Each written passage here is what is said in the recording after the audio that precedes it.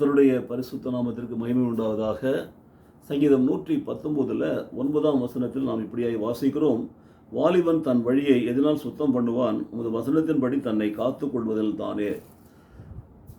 வாலிபன் தன் வழியை எதனால் சுத்தம் பண்ணுவான்? வசனத்தை குறித்து நாம் தியானித்துக் கொண்டு வருகிறோம் இந்த நாட்களிலே. அப்போது வசனம் சொல்லுகிறது, உமது வசனத்தின்படி தன்னை காத்துக் கொள்வதனால்தான் ஒரு வாலிபன் தன் வழியை சுத்தமாக பாதுகாத்து கொள்ள முடியும், வழியை சுத்தம் பண்ண முடியும் என்று நாம் பார்க்கிறோம். 119 10ஆவது வசனத்தை வாசிக்கிற பொழுது, என் முழு இருதயத்தோடும் உம்மை தேடுகிறேன், என்னை உமது கற்பனையின் விட்டு வழி தப்ப விடாதேன்னு சொல்கிறான்.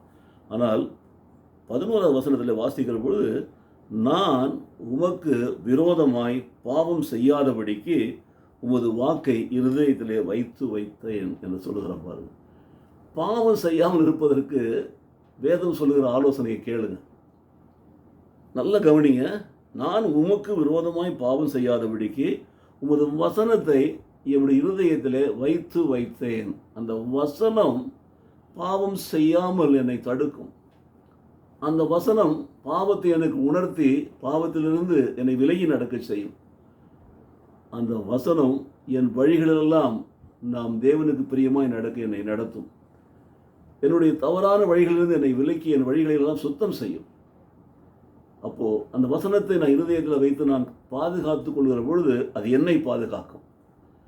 அந்த வசனத்தை இருதயத்தில் வைத்து அதன்படி நாம் வாழ்கிற பொழுது அது என்னை ஆசீர்வதிக்கும். பார்த்தீங்களா? அதனால்தான் வாலிபன் தன் வழியை இதனால் சுத்தம் செய்வான், உமது வசனத்தின்படி தன்னை காத்து கொள்வதனால்தானே. ஒன்று, அப்போது வசனத்தை காத்து கொள்கிற பொழுது வசனம் அவனை காத்து கொள்கிறது, அவனோட வழியை வாக்கிய பண்ணுகிறது. அவன் வழிகளெல்லாம் அவன் சரியான பாதையில் நடக்கும்படி அவனை வழி விலகு செய்து சத்தியத்தின் பாதையில் நடத்துகிறது. பாவம் செய்யாதபடிக்கு அந்த வார்த்தையை தன் இருதயத்தில் வைத்திருக்கிற பொழுது அந்த வசனம் பாவம் செய்யாமல் தடுக்கிறது, பரிசுத்த வாழ்க்கையிலே நமக்கு கொடுக்கிறது.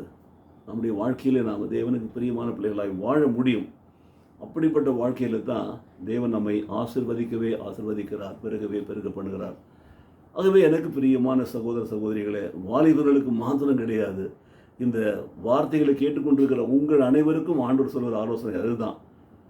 தேவனுக்கு விரோதமாக பாவம் செய்யாமல் நாம் இருக்கும்படிக்கு நம்மை தேவனுடைய வசனம் பாதுகாக்கும். அது இருதயத்தில் வைத்து அதை நாம் பாதுகாக்கிற பொழுது அந்த ஒரு வார்த்தையை விசுவாசிப்போம், அதை உள்ளத்திலே வைப்போம். வாழும் நாளெல்லாம் நம்முடைய இருதயத்தில் வசனத்தை வைத்து பாதுகாத்து நம்முடைய வழிகளெல்லாம் தேவன் காக்கும்படி நம்மை ஒப்புக் கொடுத்து பாவத்தை விட்டு விலகி நாம் வாழ்வோம். கர்த்தர் நம்மை ஆசீர்வதிப்பாராக. நல்ல பிதாவே, இந்த காலை வேளையிலும் நன்றின் வார்த்தைகளுக்காக நன்றி செலுத்துகிறோம்.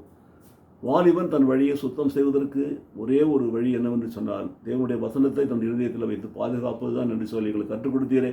கூடான கூடி ஸ்தோத்திரம் சுவாமி. நாங்கள் கூட எங்கள் வாழ்க்கையில் பாவம் செய்யாதபடிக்கு நாங்கள் இருக்க வேண்டும் என்று சொன்னால் உங்களுடைய வசனத்தை எங்கள் இருதயத்தில் வைத்து நாங்கள் காக்கும்படி எங்களுக்கு கிருபை செய்வீரா.